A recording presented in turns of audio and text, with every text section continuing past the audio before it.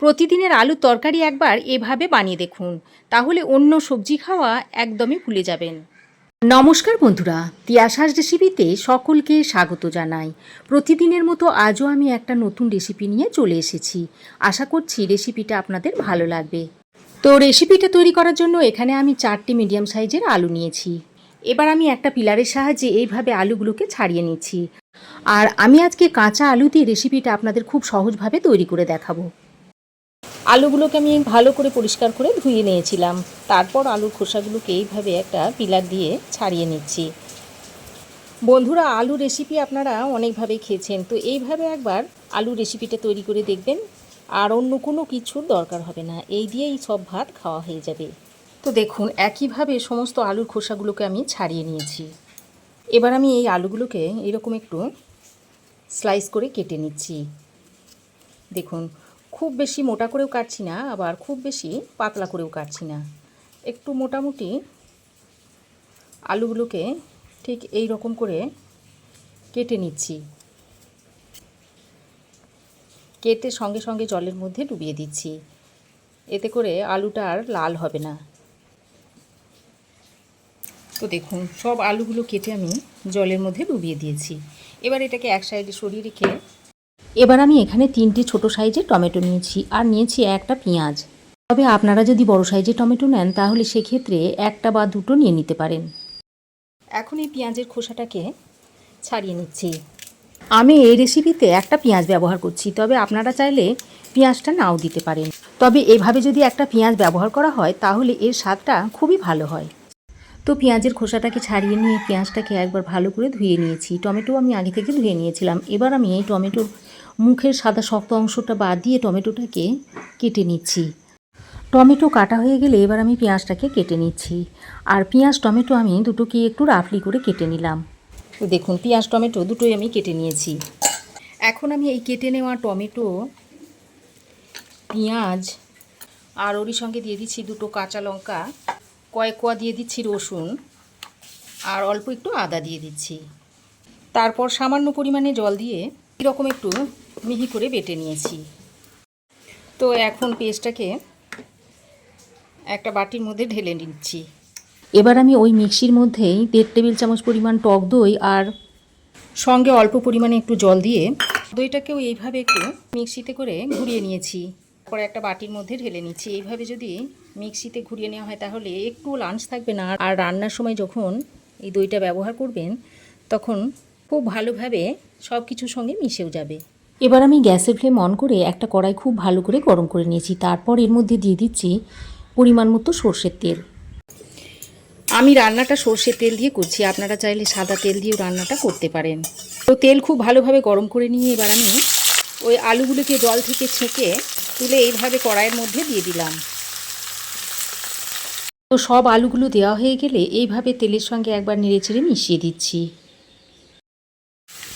দেখুন বন্ধুরা, আলুর এক সাইডটা হালকা রং ধরে এলে এইভাবে উল্টে পাল্টে আলুটাকে ভেজে নেব। আর গ্যাসের ফ্লেমটাকে লো টু মিডিয়ামে করে আলুগুলোকে এইভাবে ভেজে নিতে হবে। হাই ফ্লেমে ভাজলে আলুগুলো পুড়ে যাবে, সেদিকে খেয়াল রাখতে হবে। দেখুন বন্ধুরা, আলুতে মোটামুটি একটু হালকা কালার এসে গেছে, তবে আরও একটু রং ধরিয়ে আলুগুলোকে আরও কিছুক্ষণ নাড়াচাড়া করে ভেজে নেব। আর আলুগুলোকে এইভাবে একটু কড়াইয়ের গায়ে ছড়িয়ে ছড়িয়ে দিলে দেখবেন আলুর গায়ে খুব সুন্দর রং এসে যাবে। দেখুন, আলুর মধ্যে এরকম রং ধরিয়ে আলুগুলোকে আমি ভেজে নিয়েছি। এবার এই আলুগুলোকে আমি তুলে নিচ্ছি। তেলটা ঝরিয়ে এইভাবে আলুগুলোকে তুলে একটা পাত্রের মধ্যে রেখে দেব।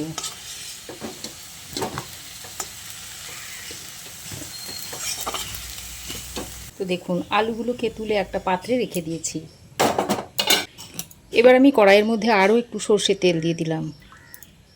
এখন ওই গরম তেলের মধ্যে দিয়ে দিচ্ছি 1/2 চামচ পরিমাণ গোটা জিরে, আর দিয়ে দিচ্ছি একটা শুকনো লঙ্কা। এবার গোটা জিরে আর শুকনো লঙ্কাটা দিয়ে ফোড়নটাকে কিছুক্ষণ ভেজে নিচ্ছি। তারপর ওই যে টমেটো পেঁয়াজের পেস্টটা তৈরি করে দিলাম সেটা দিয়ে দিলাম। এবার গ্যাসের ফ্লেমটাকে মিডিয়ামে করে এই মশলাটাকে বেশ কিছুক্ষণ কষিয়ে নেব। এবার আমি এর মধ্যে কিছু গুঁড়ো মশলা দিয়ে দিচ্ছি। 1/2 চামচ হলুদ গুঁড়ো, কালারের জন্য দিয়ে দিচ্ছি 1/2 চামচ কাশ্মীরি লঙ্কার গুঁড়ো, ধনে গুঁড়ো দিয়ে দিচ্ছি 1/2 চামচ, আর জিরে গুঁড়ো দিয়ে দিচ্ছি 1/2 চামচ। আর ওরই সঙ্গে স্বাদ অনুযায়ী একটু নুন দিয়ে দিলাম। মশলার বাটি ধুয়ে জল একটু দিয়ে দিচ্ছি। তারপর জলটা দিয়ে মশলাটাকে খুব ভালো করে কষিয়ে নিতে হবে। আর এইভাবে একটু ঢাকা দিয়ে দিয়ে মশলাটাকে কষিয়ে নিতে হবে, তাহলে মশলাটা খুব ভালোভাবে কষানো হয়ে যাবে। তো ঢাকা দিয়ে আমি 2-3 মিনিট মতো মিডিয়াম ফ্লেমে রেখে দিয়েছিলাম। আর মশলা দেখুন খুব সুন্দরভাবে কষানো হয়ে গেছে, মশলা থেকে দেখুন তেল ছাড়তে শুরু করেছে। এবার আমি মশলাটাকে ঢাকা ছাড়া আরও কিছুক্ষণ একটু এইভাবে কষিয়ে নিচ্ছি। আর দেখুন মশলাটা এইভাবে একটু শুকনো শুকনো করে কষিয়ে নিতে হবে। মশলা যত ভালো করে কষাবেন রান্নার স্বাদ কিন্তু ততই বাড়বে। তো মশলা আমি আরও কিছুক্ষণ ভালো করে কষিয়ে নিয়েছি। আর মশলার মধ্যে থেকে দেখুন জলো ভাবটা একদম চলে গেছে। এবার আমি এর মধ্যে যে দইটা মিক্সিতে বেটে নিলাম সেটা দিয়ে দিচ্ছি। আর ওটির সঙ্গে আরও খানিকটা জলও দিয়ে দিচ্ছি। তো দইটা দিয়ে এইভাবে অনবরত নেড়ে চেড়ে মশলার সঙ্গে মিশিয়ে নিতে হবে। আর এই সময় গ্যাসের ফ্লেমটাকে আমি লোতে রেখে দিয়েছি, তা না হলে দইটা ফেটে যেতে পারে। তো দেখুন টক দইটা দিয়ে আরও কিছুক্ষণ ভালো করে কষিয়ে নিয়েছি। আর দেখুন কত সুন্দর তেল ছাড়তে শুরু করেছে। এবার আমি আরও একবার ভালো করে নেড়ে চেড়ে মিশিয়ে নিচ্ছি। এখন আমি এর মধ্যে 1 চামচ চিনি আর অল্প একটু গরম মশলার গুঁড়ো দিয়ে ভালো করে মিশিয়ে নেব। আমি যেহেতু এর মধ্যে দই টমেটো দুটোই ব্যবহার করেছি, তাই স্বাদটাকে একটু ব্যালেন্স করার জন্য এর মধ্যে চিনি দিয়ে দিয়েছি। আর এই গরম মশলাটা দেওয়ার কারণে এই আলু রেসিপিটা খেতে অসাধারণ লাগবে। তো চিনি গরম মশলার গুঁড়োটা দিয়ে ভালো করে মিশিয়ে নিয়ে এবার আমি এর মধ্যে ভেজে রাখা আলুগুলোকে দিয়ে দিচ্ছি। এবার ভাজা আলুগুলো দিয়ে গ্রেভির সঙ্গে খুব ভালো করে মিশিয়ে নিতে হবে। ভাজা আলুটা দিয়ে গ্রেভির সঙ্গে 1-2 মিনিট মতো ভালো করে মিশিয়ে নিয়েছি। তারপর ওই যে থালাতে ভাজা আলুটা তুলে রেখেছিলাম তার মধ্যেই অল্প জল নিয়ে এটা তেলটা ধুয়ে এরকম দিয়ে দিচ্ছি। তো জলটা দিয়ে আবারও ভালো করে মিশিয়ে নিচ্ছি সব কিছুকে। এইভাবে নেড়েচেড়ে মিশিয়ে ঝোলটা ফুটে আসা পর্যন্ত অপেক্ষা করব। তো দেখুন গ্রেভি খুব ভালোভাবে ফুটে উঠেছে। আর এইভাবে গ্রেভিটাকে আরও 3-4 মিনিট মতো ভালো করে ফুটিয়ে নেব। ঘরে যখন কোনো কিছুই থাকে না তখন এইভাবে একটা আলুর তরকারি বানিয়ে নেবেন, দেখবেন অন্য সবজি খাওয়া ভুলেই যাবেন। এতটাই টেস্টি হয় এই কাঁচা আলুর তরকারিটা। আর একটু বেশি সময় ধরে আলুটাকে যদি গ্রেভির সঙ্গে একটু ফুটিয়ে নেওয়া হয় তাহলে আলুর মধ্যে মশলাটা খুব সুন্দরভাবে মিশে যাবে আর রেসিপিটা খেতে খুবই টেস্টি হবে। গ্রেভির সঙ্গে আলুটাকে আরও 3-4 মিনিট একদম টকবক করে ফুটিয়ে নিয়েছি। আর আলু দেখুন খুব ভালোভাবে সেদ্ধ হয়ে গেছে। এখন রান্নাটা প্রায় শেষের দিকে। এবার আমি উপর দিয়ে বেশ কয়েকটা কারি পাতা এইভাবে দিয়ে দিচ্ছি। আমি এখানে কারি পাতা দিয়েছি, আপনারা চাইলে কারি পাতার বদলে ধনে পাতাও দিয়ে দিতে পারেন। তারপর আবারও ভালো করে মিশিয়ে নিচ্ছি।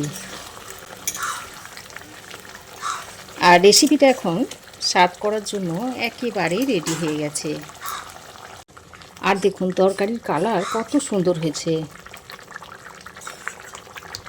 আমি এর থেকে বেশি আর ফোটাবো না, এই রকম একটু ঝোলঝোলই রেখে দেব, কারণ নামিয়ে নেওয়ার পর ঠান্ডা হলে আরও একটু ঝোলটা টেনে যাবে।